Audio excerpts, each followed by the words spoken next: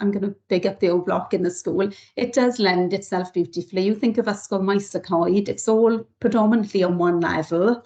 So if you talk about accessibility and your green area, safe area in the middle, it's an absolute beautiful building, isn't it? For that, it just obviously needs modernising.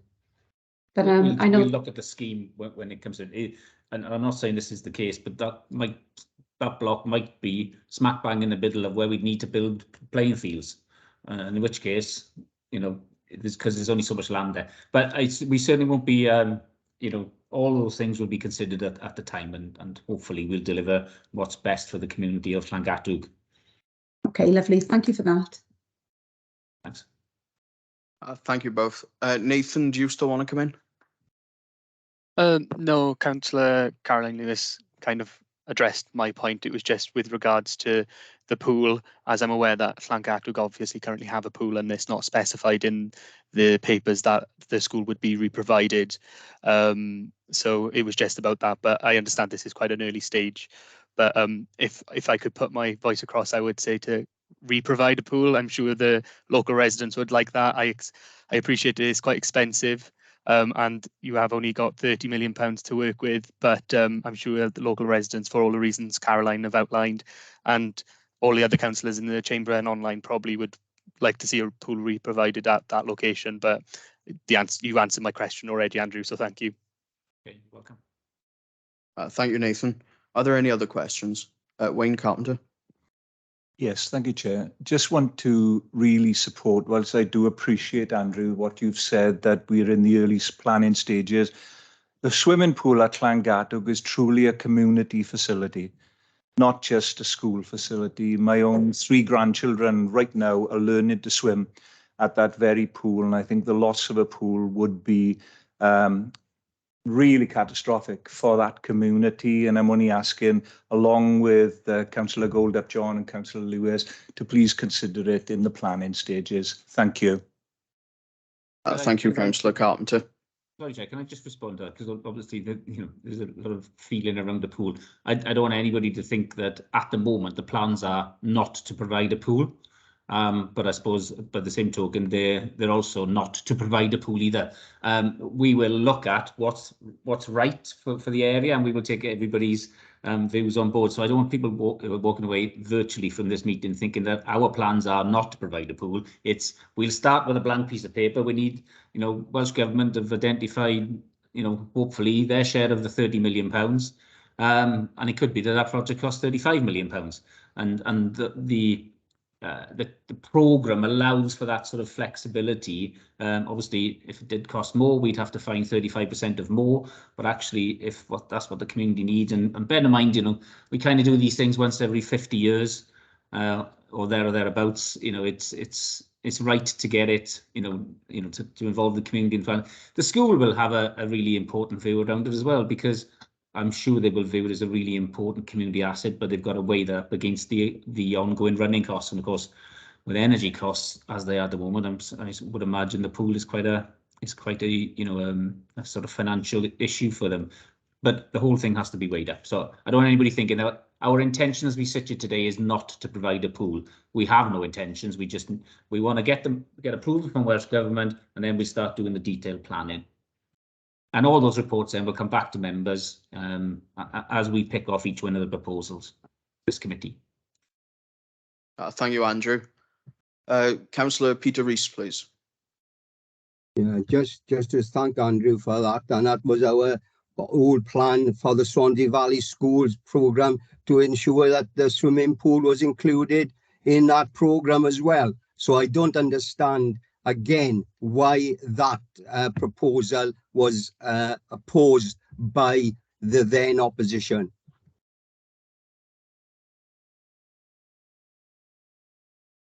As I said earlier, that's not an issue for discussion today, and I don't know, as I've referred to legal, I don't think it's something that should be discussed today. That's Ban B. We are discussing Ban C schools. Thank you. Thank you, Nia. Are there any other questions before we move on? No? In that case, we will... oh, sorry. Yeah. We'll now go to the recommendations. They're listed on pages 24 to 25 of the Cabinet Agenda Pack. Can I have a proposer and a seconder, please? Happy to propose, Chair. Happy to second, Chair. Thank you, Nathan. Thank you, Wayne. If members, can members please wish to indicate if they wish to abstain? I can see no indications, Chair, for abstentions. Thank you, Alison. If members do not indicate to the contrary, then I will take it that this decision is supported to Cabinet. I can confirm I can't see any indications to the contrary, Chair, so this recommendation is supported to Cabinet. Thank you, Alison. We're now going to move on to item 8. I'll wait a minute to allow Marie to come back in.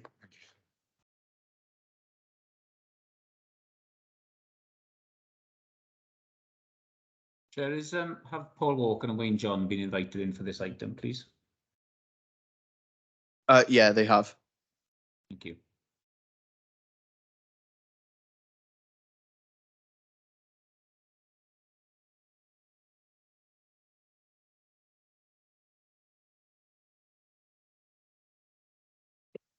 No problem.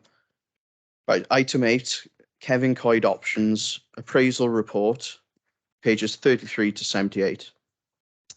Officers, would you like to add anything additional to the report? No, Chair. I have nothing. I was going to ask Paul and Wayne to see if they wanted to say anything before questions. No, other than the report has gone to Counterculture, who are the consultancy we're using for the heritage, culture, leisure and tourism strategy. They have received it, and they did in fact discuss it yesterday, I believe, in depth with our Chief Executive. So this report will form part of what they will be providing for us, Chair. Thank you very much for that. Does the leader have anything to add to the report? Councillor Sian Harris, well, we're both local members now, but previously Crinant's local member. I'd like her to address Chair first, and I may add something after Sian. Thank you, Steve. Address the council. Thank you. Thanks, Steve. Sian, please. Thank you, Chair, for allowing me to speak today. I wanted to talk about the importance of the museum and the colliery site to my valley. Many of its residents have either worked at the mine or have family that have worked at the mine. It would be a travesty if we could not find the money to restore this museum to its full potential. Previous committee members have indulged me in the past and visited the Colliery Museum, and I think this visit won them over a little bit. Might have been a big bit, but a little bit. So I've also spoken at length at a previous meeting, so I will keep this brief. For new committee members, just a small bit of history. In its time, it was once the deepest anthracite coal mine in the world. The colliery had the sinister nickname the Slaughterhouse due to the men that lost their lives here. The colliery was one of the most dangerous coal mines in Wales. We have preserved 1927 Worsley steam winding engine, which many say is the jewel in the museum's crown.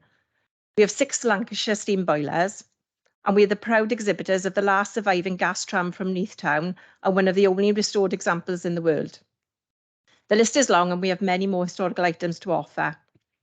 To my valley and the wider visitor community, this colliery museum holds our history. There is a passion for the museum, and we all would love to see it restored and open again. I have to thank the Friends of Kevin Coyd Colliery, who sadly have not been allowed into the museum since it was closed for health and safety reasons. I need to thank this group of long-established people who have kept this colliery going with not a lot of money, sheer determination, and the love of the museum. Whether it be man in the tea room, the model trains, or constantly thinking and developing exhibitions for us to see.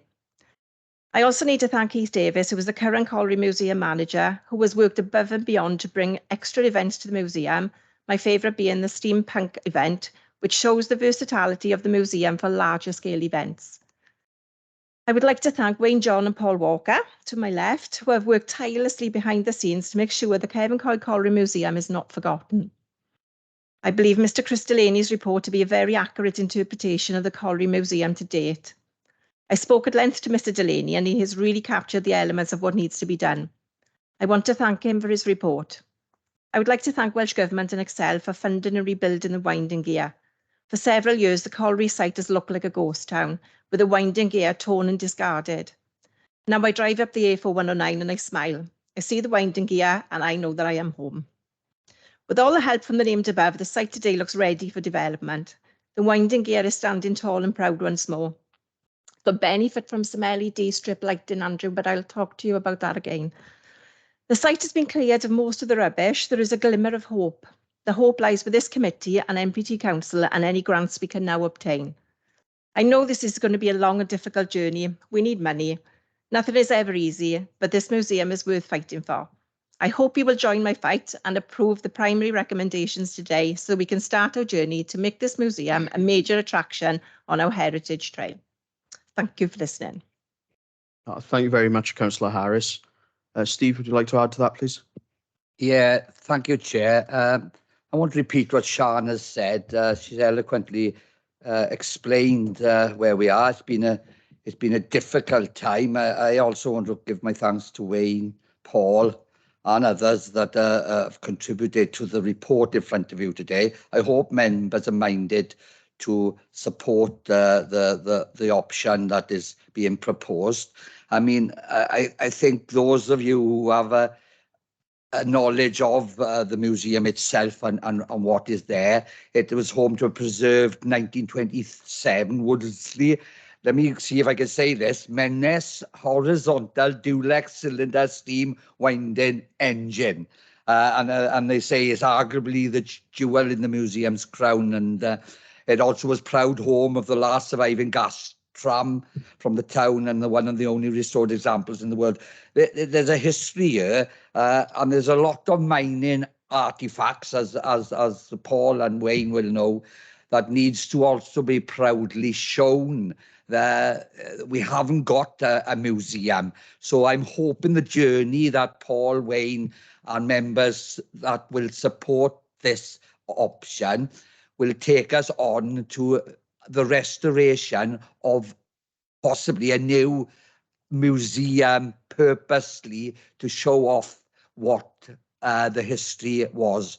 We must all remember that coal in the Industrial Revolution was a major part of our heritage, and I certainly, like Sian, would not want to see that lost. So I urge members to support the recommendation and see further reports coming back in front of Scrutiny and Cabinet with progress going forward so we can deliver what we'd all, I hope, would like to see at this site. So, but thank you all, and special thanks to Paul, Wayne and his colleagues. Thank you, Chair. Thank you very much, Leader. And also thank you both for your hard work in all this with Kevin Coyd. I'll now move on to questions from committee members. I'll start with Sonia Reynolds, please. Thank you, Chair. I wanted to ask whether the consultant's recommendations that the strategy, the heritage strategy, extends beyond the historic environment and includes all aspects of heritage, especially museums and collections, will be fed into the strategy. I will be asking in the forward look discussion whether this committee can see an update on the strategy as soon as possible. Thank you. Thank you, Sonia. Would you like to respond? Yes, excuse me. Thank you, Chair. Yes, we are due to bring the strategy to committee in the spring. Wayne and I are meeting fortnightly with the consultant on a Thursday afternoon. They as an organisation are fully aware of the passion in this authority for Kevin Coyd, and it will be part of the report.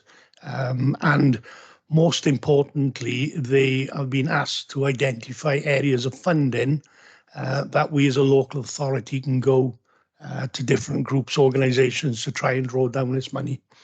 So it will be, as with other historical buildings in our authority, but it will be a very important part of the report, Councillor Reynolds. Thank you. Can I just clarify that's bringing it to this committee, because as I understand it, it's being overseen by Environment.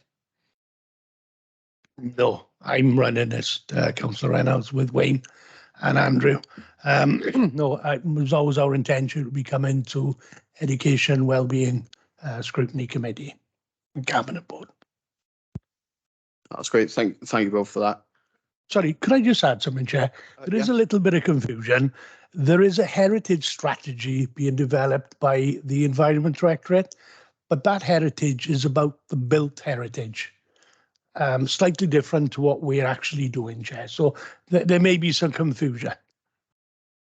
But there is obviously an overlap. Yes. You're Yes. talking to each other. Yes, definitely. Thank you.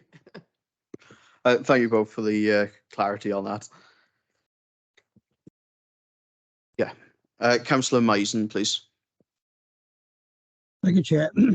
Yeah, I'd just like to reassure Sian, actually. I was lucky enough to be in that visit she mentioned earlier when I was Vice Chair of Education, and it didn't win me over a little bit, like she said. It won me over a huge bit. So I can tell you that I'll be, really behind these recommendations. So I thought it's just a fantastic place, and we should do whatever we can to keep it going. Thank you, Councillor Mason. Are there any other questions relating to Kevin Coyd? Marie Caddick. It's not a question. I just want to say, Chair, that I did go with the other councillors when we visited Kevin Coyd, and I do support Councillor Harris in this, because I don't have anything to do with money, so I can't come. I know it's lots of money in that, but I go on the side of the children learning about their heritage, and we must keep it. I'm not local, but we must keep it if we can, because it's so important that they know about the heritage. And if it went to plan, I think it'd be lovely. So I just want to say I support Councillor Harris in this matter. Thank you, Chair. That's a fantastic point. Thank you, Marie. Councillor Wayne Carpenter, please. Yeah, it's not a question. It's just I want to put my full support behind this proposal. I have a great uncle who died at Kevin Coyd, so it's got poignant memories for my family. We've lost too many great heritage sites, and that's what we're talking about, not just heritage for the Dilys Valley, but for Neath, Talbot as a whole. And I'm fully behind supporting this proposal. Thank you very much, Chair.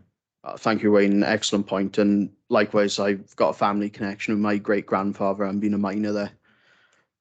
So yeah, excellent point. Councillor Nathan Goldett-John, please. Cheers, thank you. Yeah, I'd just like to reiterate the points all the councillors have made just by saying they support this. But I do actually have a question, and it's around the funding sources.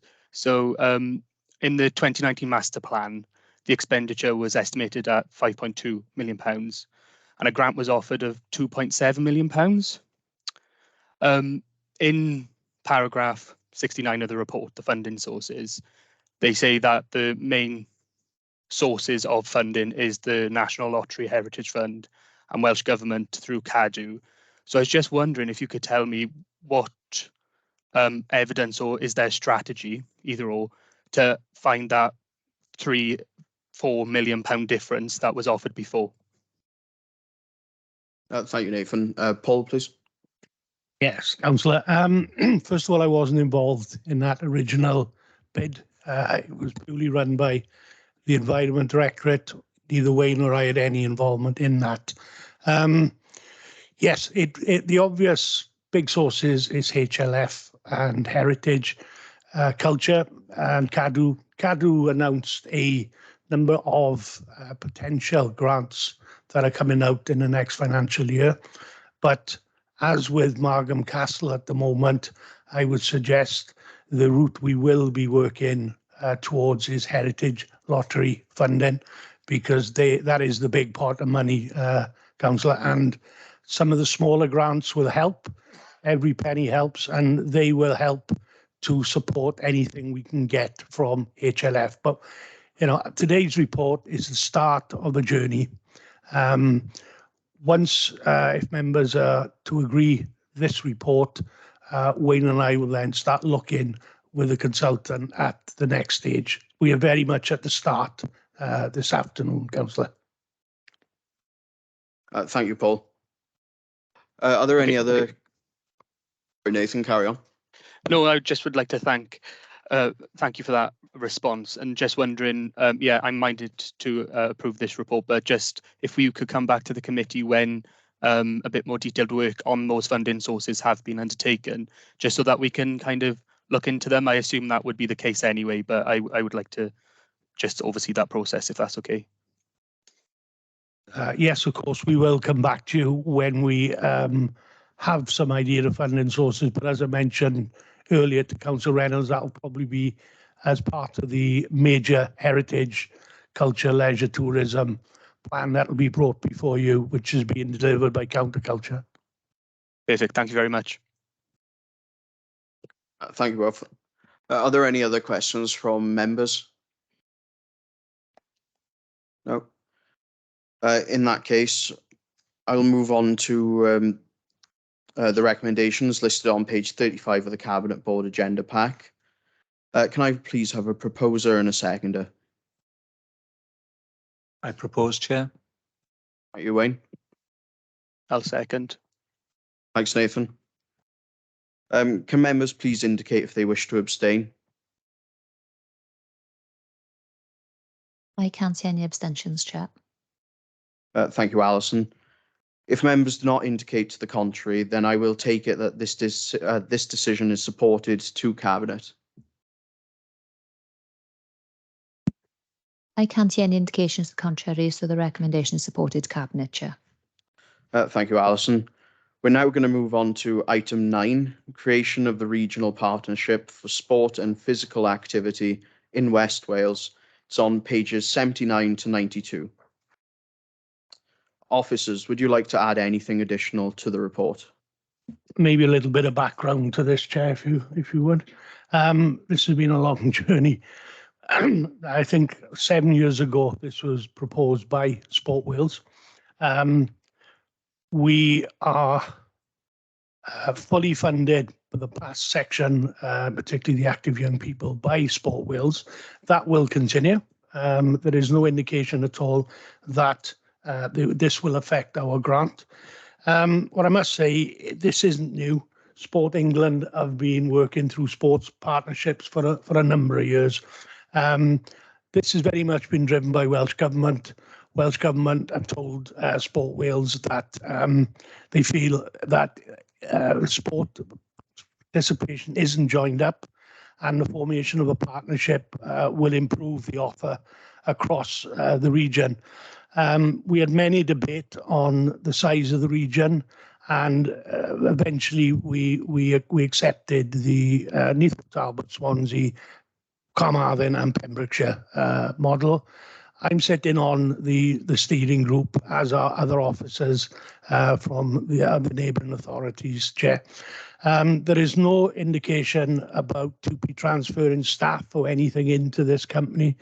It'll just be there to accept the grant on behalf of the region, and whereas now we submit an annual sports plan to the Sports Council for funding, we will submit it to this new regional group. I guess if there are the positive out of this is that it will bring some of the bigger players to the table, such as universities, rugby clubs, football clubs, and other governing bodies. Health board, both Swansea Bay and an Iron Pep will be coming to the next meetings. They've had a restructure and they're identifying who the officer is, and I think it's very important that health is part of this, because at the end of the day, obesity in children and adults is not just a sports issue, it's a health issue, and really and truly they have to be at the table. So we're at, again, the stage for this is I'm asking for support from Neath Talbot for the formation of the sports partnership. All other authorities have also given their full support. I will be bringing a further report to the committee, Chair, because the next process will be our Chief Finance Officer and our Head of Legal Services will be meeting with the consultant from the Sports Council to ensure that they are happy with the way this company is going to be operated. So again, whilst they are aiming for April the 1st, we will not sign off until our legal and finance chief officers are happy with the new process, Chair. Happy to take any questions. Thank you very much, Paul. I'll start with Councillor Sonia Reynolds, please.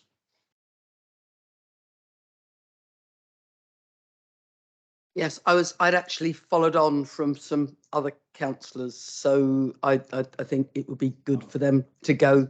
Apologies, Sonia. Thank you. No, it's all right. I was, I'm so used to, I think, I was you down as piggybacking, number one. yes. So For a change. can I have Councillor Dave Whitelock, please? Yeah, thank you, Chair. Thank you, Sonia. Paul, you've enlightened us a bit more with the background. I got two, I can't say, well, they're two questions, really. First one is, are we going to get assurances that grassroots and, myself, right down to the little ones with junior football, rugby, tennis and other things, are not going to get lost in this, as many of them rely on Sports Wales to operate every year? And the second part is there going to be any cost to the authority for this new partnership? Because we've all heard of partnerships in the past where there's no cost in the beginning and all of a sudden they start spiraling and we're looking at a lot of money. So if you've got any answers to them, or if you can bring it back at a later date, that'd be appreciated. Thanks. Thank you, Councillor. I'm happy to give you an answer this afternoon. Like you, I'm passionate about grassroots. I'm also passionate about Swansea City, but the whole idea of this sports partnership is to help and assist grassroots. With regard to financing, the Sports Council have assured us, and it's minuted, that the appointment of a senior officer for the partnership and an administrative support, because that's all it'll consist of, will be fully funded by Sport Wales. It will not come out of the grant that we receive, Swansea, Carmarthen or Pembroke. They will additionally put £500,000 on the table. Those more senior members will remember the LAPA, the Local Authority Partnership Agreement, which allowed me to make bids on behalf of the council for grassroots physical activity and sport. So that will now be available when it has been available for 5 years. So it is not Sports Wales' intention to take anything away from grassroots. It is very much their target that young children, young people get opportunity to participate in sport wherever they come from. Councillor Whitlock. Thank you, Paul. Thank you, Chair. Thank you both. I'll now go to Councillor Mason, please. Thank you, Chair. And thank you, Paul, for giving us more sort of meat on the bones in regarding this issue, and for telling us that you were the one Swansea City fan.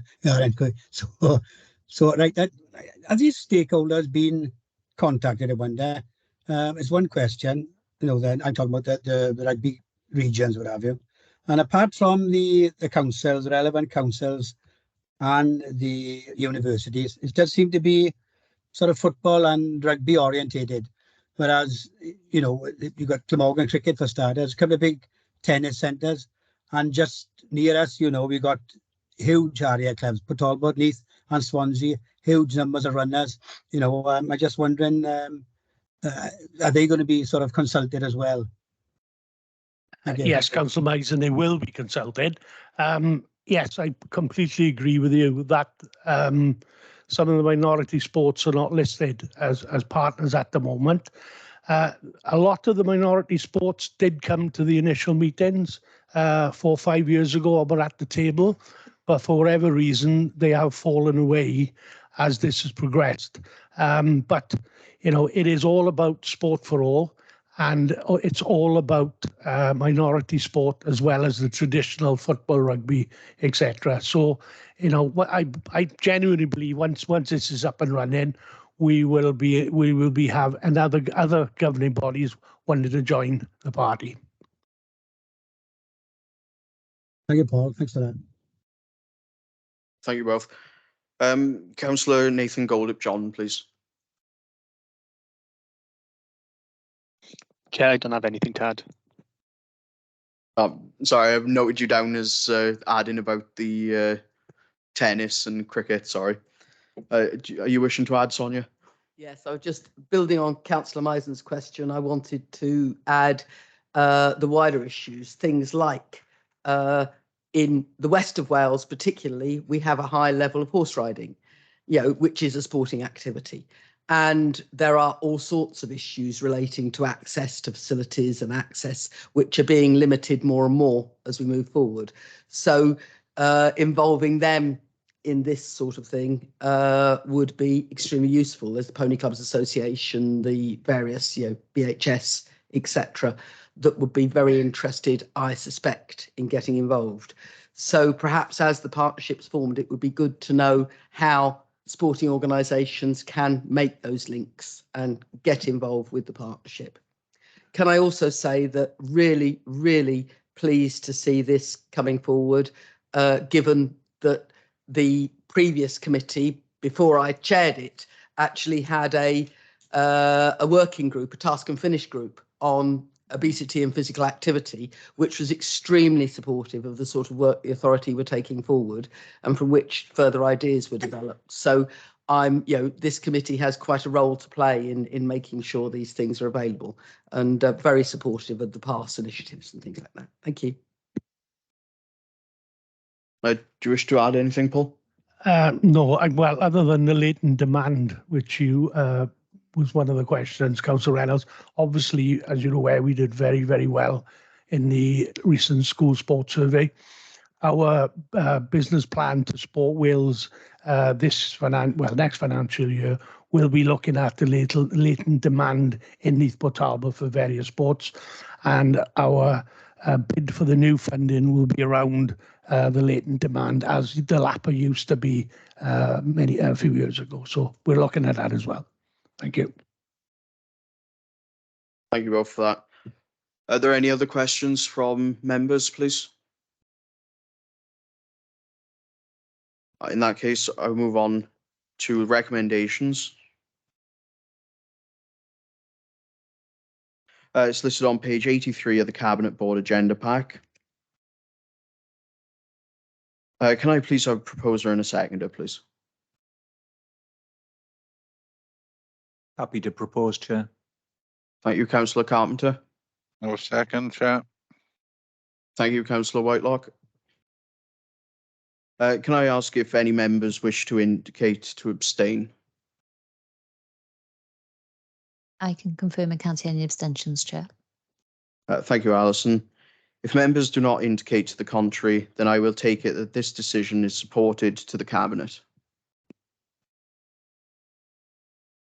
I can't see any indications to the contrary, Chair, so the recommendation is supported to Cabinet.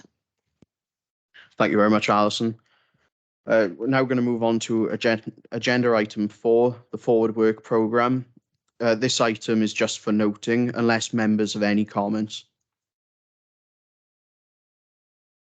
Just looking forward to the heritage discussion, which I'm assuming is on the Forward Work Programme of the Cabinet Board, as opposed to ours. Thank you, Sonia. Agenda item 5, I have no urgent items, so this ends business for today. Thank you very much all, and take care.